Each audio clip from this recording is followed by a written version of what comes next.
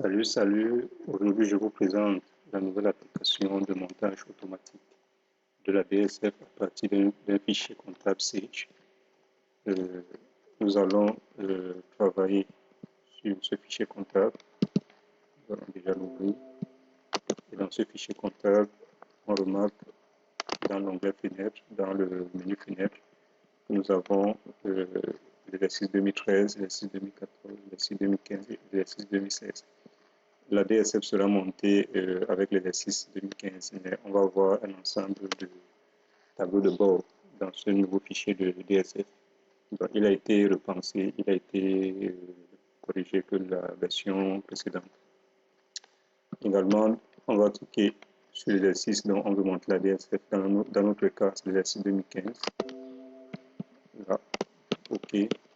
Ici, et dans cet exercice, là, on aperçoit l'exercice 2015. Ici, on constate bien que cet exercice a déjà été traité parce que les journaux ont déjà des saisies. Et on peut apercevoir également la balance de cet exercice. Voilà. Donc, là, c'était le fichier comptable qui va nous servir pour ce montage de la DSF. Également, nous aurons besoin du fichier Excel. Donc, avant de passer au fichier de DSF, il faudrait déjà qu'on s'assure que la macro compta est validée dans le fichier Excel. Pardon. Donc, qu'est-ce qu'on fait? On démarre notre programme Excel. Là, j'ai la version 2013 et c'est valable pour toutes les autres versions. Là, on crée un nouveau classeur. On va afficher. On clique sur Options. Ensuite, on clique sur la ligne complément. Et dans la ligne complément, nous allons cliquer sur le bouton Atteindre. Et là, il va nous afficher la liste des macros. Voilà. Alors ici, il faudrait vous assurer que cette macro-ci, compta Excel, soit cochée. Il faudrait cocher la case de la macro compta Excel. Alors si vous ne l'avez pas dans cette liste-ci, vous pouvez aller la rechercher ici. Et là, vous avez la liste de macros. Il faudra juste rechercher votre macro compta Excel qui doit se situer. Là, je vais descendre. Voici votre macro. Oui, là aussi. Donc, vous allez cliquer dessus et valider sur OK. Donc, comme moi, je l'ai déjà dans la liste, je n'ai plus besoin de valider sur OK. Là, je vais annuler. Il faudra vous assurer que cette macro-ci est déjà cochée. Dès que c'est fait, on valide la sur OK. On refait le programme Excel. Voilà. Donc, ça, c'était la première étape. La deuxième étape, il faudrait déjà être en possession du fichier Excel que j'ai développé. Voici ce fichier. Nous allons le lancer dans ce fichier.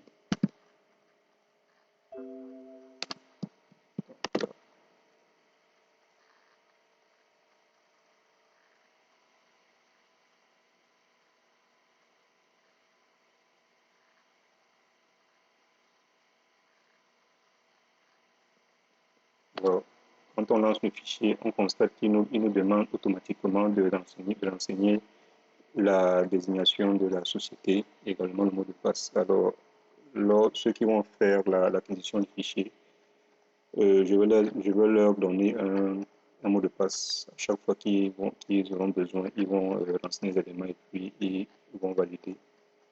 Parce qu'il faudrait bien que mon travail soit protégé. Donc ici, nous allons, alors, le fichier comptable, on va regarder dans le fichier comptable, on va revenir là. Ici, si nous déroulons le menu fichier à propos de votre société, on constate que la raison sociale de ma société, c'est Javier Charles.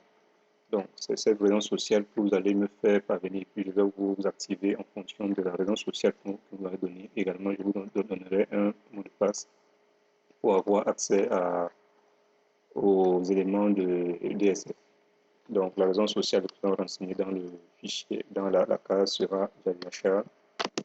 Donc là, je vais faire un point de comptabilité. Ici, je vais renseigner cette raison sociale, il faut qu'il ait été écrit en majuscule. Je renseigne la désignation de ma société. Également, je renseigne le mot de passe. Ensuite, je valide, je clique sur le bouton valider. Alors, quand je clique sur valider, je constate que le programme m'a ouvert les différentes feuilles qui étaient bloquées. Là, on a la feuille balance, tableau de bord, cohérence, couverture, effectif, actif. Donc, on peut vérifier ici, ça c'est le menu, parce qu'il va déjà falloir renseigner le menu. Donc, on va voir comment on va renseigner tous ces éléments. Ensuite, de la feuille menu, on a la feuille balance qui va nous reprendre automatiquement notre balance. À partir du programme comptable Sage, également, on a un bouton de mise à jour là, qui va nous permettre de faire des mises à jour une fois qu'on aura fait des corrections dans le fichier comptable Sage. On va juste cliquer sur ce bouton mise à jour. On a également la feuille tableau de bord. On va nous faire un tableau de bord, une analyse des comptes. Donc, que ce soit une analyse financière et une analyse économique. Donc, on a ce tableau de bord ci qui est très intéressant. Et ensuite, on a la feuille de cohérence qui va nous contrôler les cohérences de la DSF. Voilà. Si nous avons la couverture qui sera dans la première couverture de notre DSF, et vous constatez que la raison sociale que j'ai saisie dans la case mot de passe vient directement se renseigner ici sur la couverture. Donc, il n'est pas possible d'avoir ce fichier pour monter plusieurs DSF. Alors, si vous voulez avoir l'accès total à ce fichier, il faudra me contacter au 696 43 77 75. Et là, je vous dirai quelle est la procédure à faire. Donc, automatiquement, quand on renseigne la raison sociale à l'ouverture du fichier de DSF, cette raison sociale vient se loger ici, la première page couverture. Et là, ici, également, on constate qu'à la feuille effective, également, c'est la même raison sociale qu'elle est, et puis elle n'est pas modifiée à ce niveau, parce qu'elle est verrouillée. Donc, également ici, tout a été verrouillé.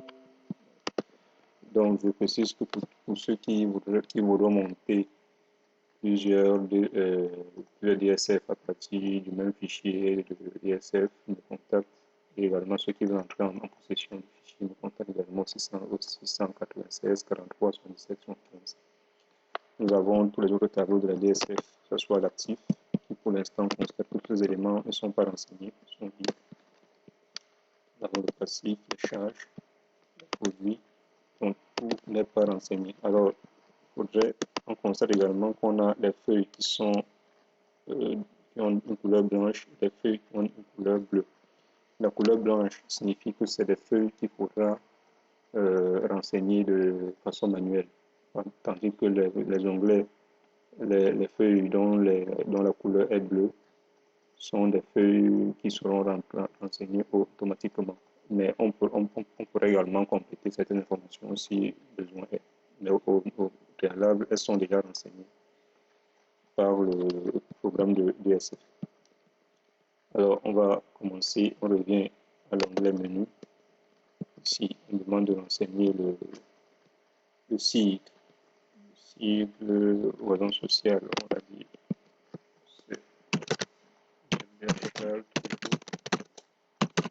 En fonction, ça c'est les éléments qui sont dans notre fichier comptable Sage. Donc, c'est pas les éléments qu'on invente. Alors, tous les éléments, si la rue, on va ouvrir notre fichier comptable pour avoir ces éléments.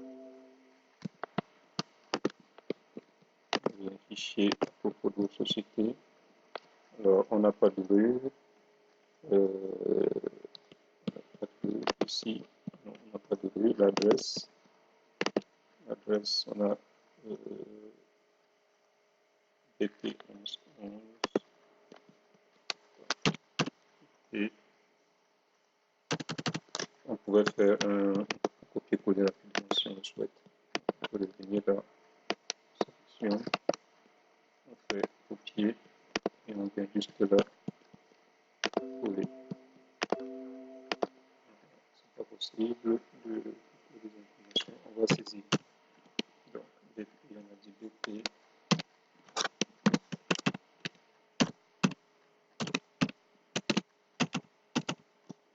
On va aller sur entrée. Ensuite, après l'adresse de la ville, bien évidemment, le voilà. Le téléphone, bien évidemment, le 696 43 77 75. Télécopie, ça n'existe pas. Le numéro de registre de commerce. Alors ici, on a RCDA RC/DLA 2012/A/2254. Donc, on va saisir RC/DLA/2012/A/2254. On va lui montrer. Numéro de contribuable. Ici, nous avons P017 600. Donc, P017 600. Ensuite, nous avons 557 009. Donc, 557 009. Nous validons. Alors, ici, on a l'encadré information fiscale. Parce que là, c'était les données générales. Ici, nous avons également ici, on a oublié de choisir la forme juridique. Je vais choisir parce que là, on a une liste en déroulant. Là, vous constatez qu'on a les SARL, les SA, les associations, les sociétés en commandite sociale, coopératives. Donc, on a un ensemble de sociétés qui sont déjà dans une liste. Il faut juste choisir quelle est la forme juridique de votre société. Dans notre cas, il s'agit d'une SARL. Donc, on avait sélectionné la SARL. Ensuite, l'information fiscale demande régime spécial.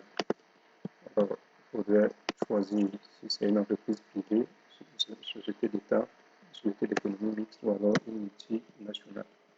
Dans notre cas, c'est une entreprise privée. On va sélectionner entreprise privée. Régime fiscal, il faut également dérouler dans la liste et choisir le régime fiscal. Dans notre cas, nous sommes aux entreprises assujetties au minimum de 2% du chiffre d'affaires. Alors, l'agrément obtenu, donc si vous avez un agrément, vous avez renseigné cette information-là.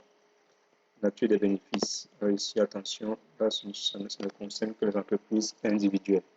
Donc, si votre entreprise est une entreprise individuelle, il faudra choisir. Sinon, il faudra laisser vivre. Alors ici, on a également une liste. On a les bénéfices industriels et commerciaux. Alors les autres formes de bénéfices. Voilà. L'activité de l'entreprise. On récupère l'information dans le fichier de comptabilité, activité commerce général. On va renseigner l'activité commerce général. Nous validons sur entrée.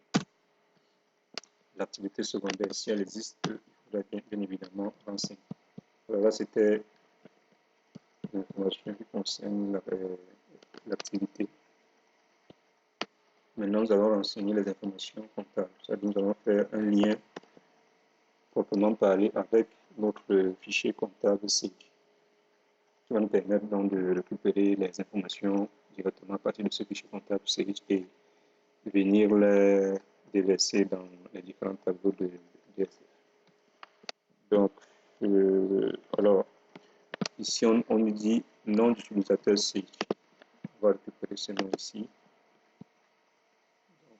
Donc, si vous allez dans votre fichier comptable SIG, vous déroulez le fichier, vous allez aller à autorisation d'accès, ici, utilisateur. Vous allez voir que voici les noms d'utilisateurs qui sont dans le fichier comptable.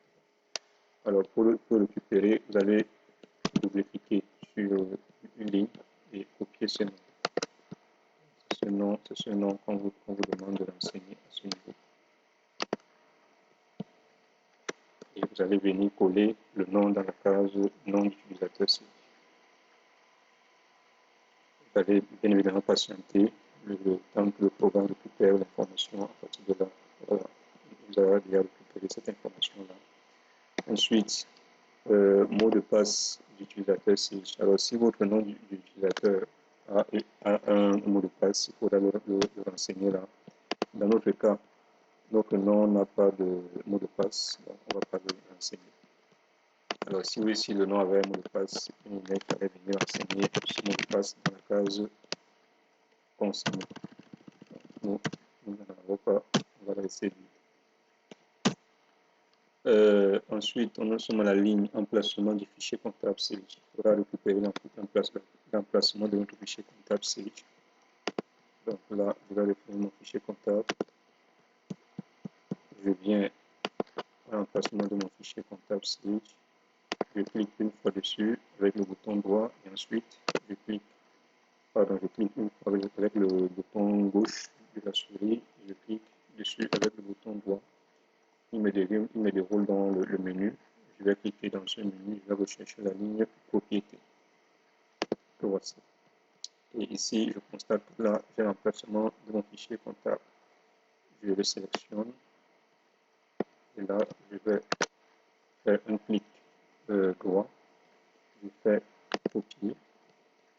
Je reviens dans mon fichier de DSF. Je vais venir coller. Et tout à fait patienter le temps que l'information soit reprise au niveau du fichier Excel. Voilà, là, il nous a déjà repris notre information qui est l'emplacement du fichier comptable. Maintenant, on lui demande quel est le nom du fichier comptable. Donc, il faudra venir ici, là. Nous allons récupérer notre nom du fichier comptable ici, mais cette fois-ci, nous n'allons pas prendre, parce que dans la version précédente du fichier de DSF, on demandait à ce que le nom du fichier comptable soit suivi de l'extension .MAE. Alors, il y a eu beaucoup de soucis pour certaines personnes à ce niveau, donc parce qu'ils n'arrivaient pas, parfois ils oubliaient de mettre cet élément-là.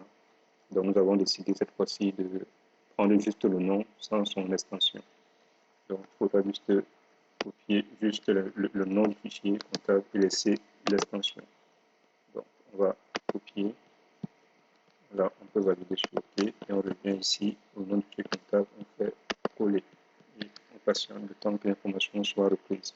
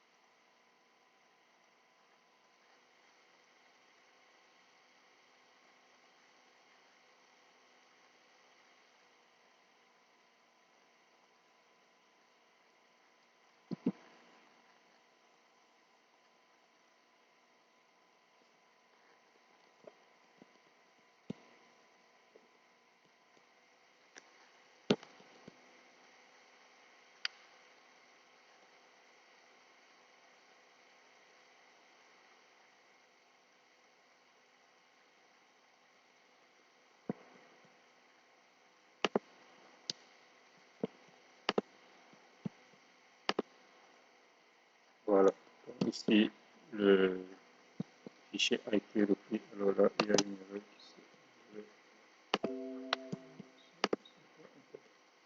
Voilà, donc ici le nom du fichier comptable a été repris dans la case qui correspond à cet élément-là. Maintenant, il est question de renseigner l'étape, parce que ici nous avons fait un travail contrairement au fichier de DSF précédent qui était seulement sur 2 années. Cette fois-ci, nous sommes allés sur 3 années parce que nous avons fait également un tableau de bord. Donc, il est important pour mieux apprécier l'impact d'une société d'aller sur la durée. Donc, voilà pourquoi cette année, avec cette version, nous avons créé 3 exercices. Donc, on aura l'exercice N, qui qui sera l'exercice en cours. On aura l'exercice N-1 qui sera l'exercice précédent et puis l'exercice N-2. Donc, on nous dit de renseigner la date de début de l'exercice N, la date de fin de l'exercice N, la date de début de l'exercice N-1, la date de fin de l'exercice N-1, la date de début de l'exercice N-2, la date de fin de l'exercice N-2. Donc, on va commencer avec l'exercice N-1. Et on se souvient qu'on a voulu monter la DSF de l'exercice 2015. Donc, si on revient dans notre fichier comptable, nous allons à fichier à propos de votre société, on clique sur l'onglet initialisation. Nous allons voir donc les différents exercices ici avec les dates de début et de fin. Donc, on va commencer, on a dit on va monter la DSF de l'exercice 2015. Donc, l'exercice N sera 2015, l'exercice N-1 2014, l'exercice N-2 2013. On va fermer et venir renseigner les dates. On dit date de début de l'exercice N, on dit 01 bar 01 2015. On va aller sur Entrée. Et à chaque fois, il faudra patienter parce que le fichier va nous reprendre les informations qui figurent dans le fichier comptable.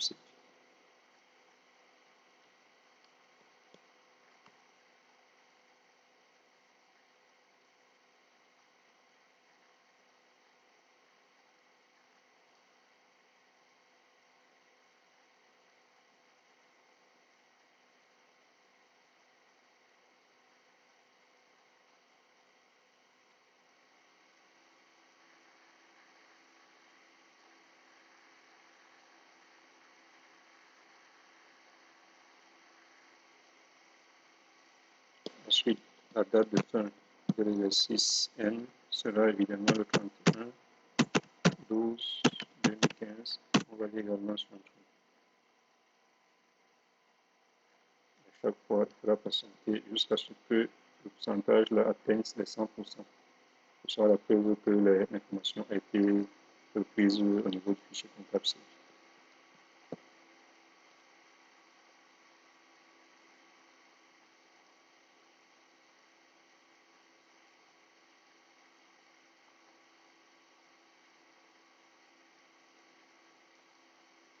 Voilà, c'est fait. Ici, l'exercice N-1, on a dit 1er janvier 2014, on valide.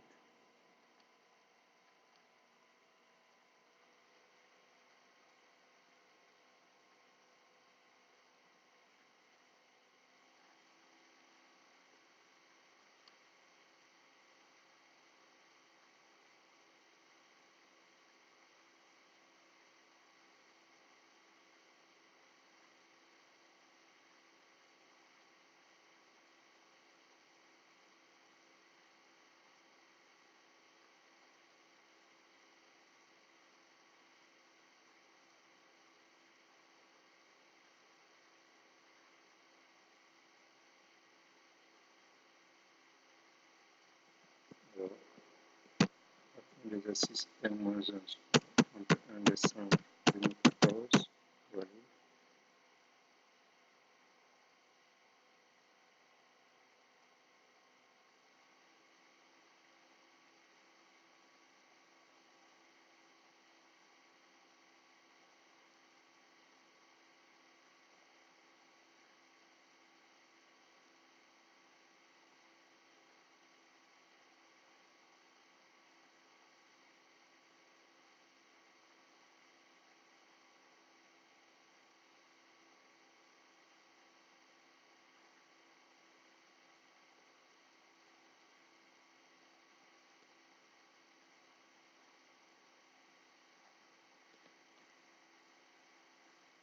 Maintenant, la date de début de l'exercice N-2 sera le 1er janvier 2013. On va valider.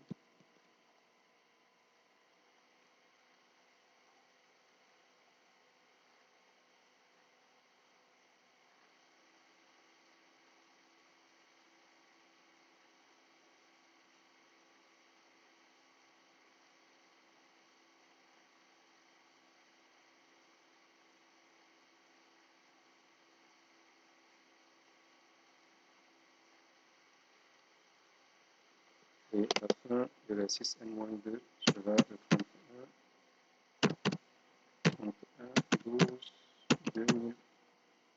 13. Nous allons valider.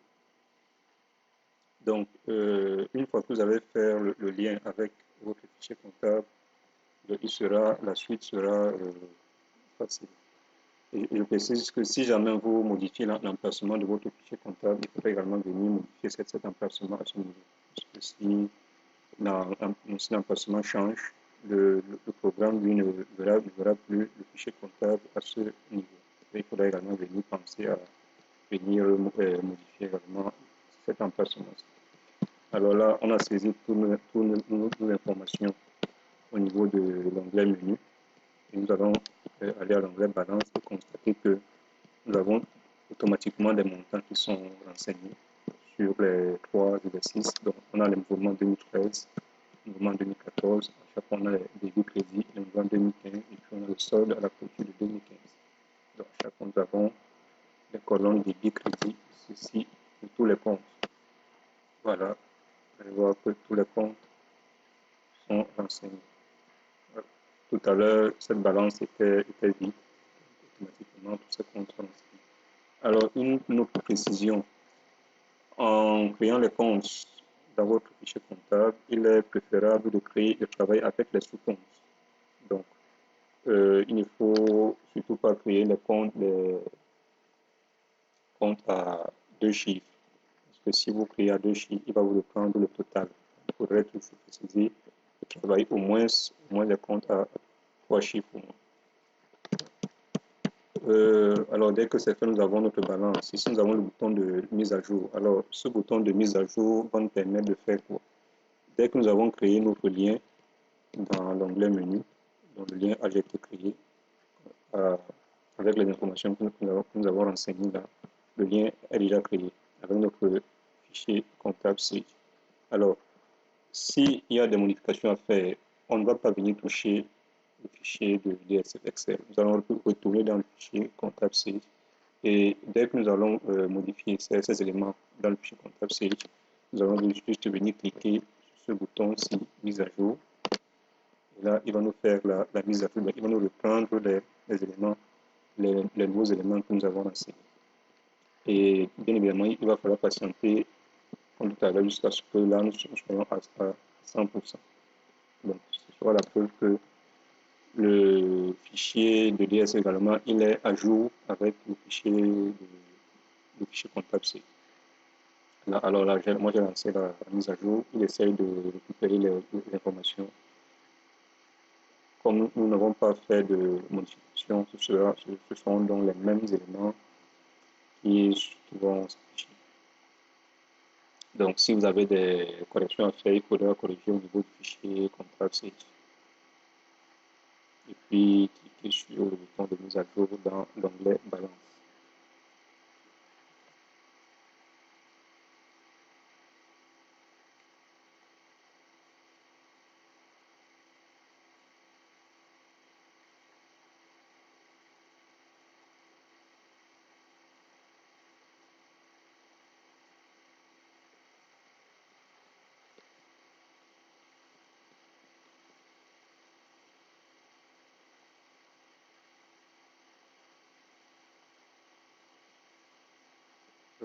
Nous sommes déjà bientôt 100%. On sera sûr à ce moment que notre fichier comptable Sage est en liaison parfaite avec le fichier de DSF. Là, c'est fait. Maintenant que nous avons la balance sur 3 exercices, on va cliquer sur l'onglet tableau de bord et on verra que automatiquement, tout à l'heure, ce tableau de bord était vide. Et là, automatiquement, il nous sort dans un tableau de bord qui nous sort une analyse sur le plan financier et économique. Là, ça nous permet également de mieux apprécier de façon fiable l'évolution de la société. Là, nous avons l'évolution de la structure du bilan, l'évolution de la composition des charges et produits. Ici, nous avons les indicateurs financiers, fonds de développement, le taux de couverture des dettes à court terme. Ici, nous avons les indicateurs économiques avec le seuil de rentabilité, le taux de marge sur coût variable, etc. Ici, nous avons l'évolution du cycle d'exploitation et nous avons l'évolution du résultat et des produits d'exploitation. Ici, là également, nous avons le seuil de vigilance qui nous permet donc de savoir est-ce que si nous sommes en alerte ou pas. Donc là, on constate qu'avec le fichier comptable sur lequel nous travaillons, nous avons au niveau niveau 5 alertes en 2015. Par contre, en 2013, nous avons 3 alertes. En 2014, nous avons 2 alertes au niveau de l'analyse financière. Et là, en 2015, nous avons 5 alertes. Au niveau de l'analyse économique, en 2013, nous avons une alerte. En 2014, une alerte. En 2015, une alerte. Bon, également, au niveau, ça va vous permettre également de mieux apprécier votre structure, savoir si vous avez des risques, donc ça soit au niveau du risque financier ou économique. Ensuite, nous avons le tableau de cohérence. Là, parce que là, notre DSFR est déjà monté. Tout à l'heure, ce tableau était vide. On a la cohérence. Ici, on a par exemple équilibre actif-passif. Total actif net égale total passif net. Là, on a les montants. Ici, on a une mention verte qui nous dit OK. Il faut dire que les deux sont équilibrés. Donc, il y en a de même pour tous les éléments du contrôle de cohérence. Voilà. Là, tout est marqué OK. Également à la couverture, cette couverture était vide, constatant également l'exercice est renseigné. La raison sociale, bien évidemment, le CIV également renseigné, l'adresse, la base postale, pardon, le mode contribuable. Donc, tous ces éléments sont automatiquement renseignés. Également, la forme juridique, donc tout est renseigné pour la couverture. Également, l'effectif, par contre, l'effectif est une case blanche, donc l'onglet est en blanc. Ça signifie que l'effectif faudra renseigner les informations de façon manuelle. Il faudra renseigner l'effectif du cadre supérieur au début de l'exercice, également en fin d'exercice. L'actif, case bleue, pardon, qui est automatiquement renseigné. Là, tout à l'heure, cet actif était vide. Maintenant, nous avons nos éléments. Voilà. Le passif bleu également, on constate que les éléments ici sont renseignés. Il y en a de même des charges sont déjà renseignés là. Le produit, TAF 1, qui lui aussi est renseigné.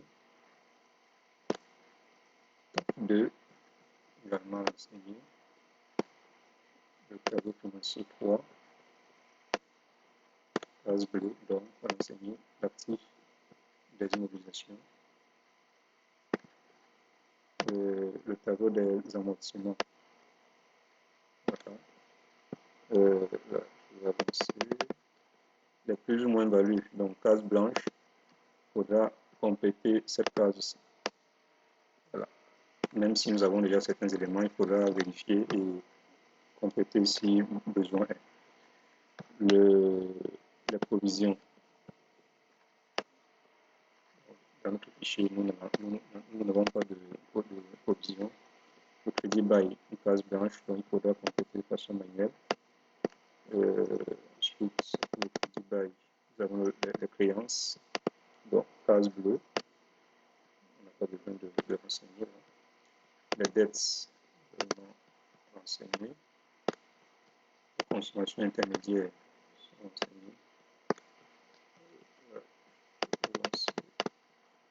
Répartition, la feuille de répartition renseignée.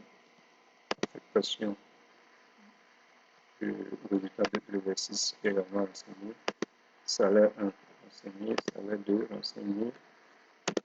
Production, là c'est manuel parce que c'est une case blanche. Il faudra renseigner cette information manuellement. Également, l'onglet achat, il faudra renseigner manuellement. Résultat fiscal, automatiquement. Maintenant, ici, pour le résultat fiscal, on peut compléter parce qu'il y a des éléments qu'on réintègre ou alors qu'on réduit. Il faudra venir compléter là parce que les cases sont accessibles. Vous pouvez saisir un montant là. Ici, il faut niveau du résultat fiscal, il faudra venir compléter là. Voilà.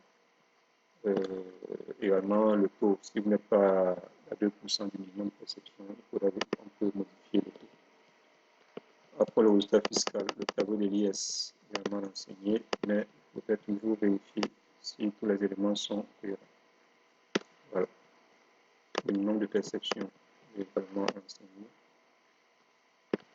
Le tableau de versement des acomptes qui sera renseigné de façon manuelle en fonction des déclarations spontanées de chaque mois. Tableau de droits d'assises et de TVA sera renseigné manuellement.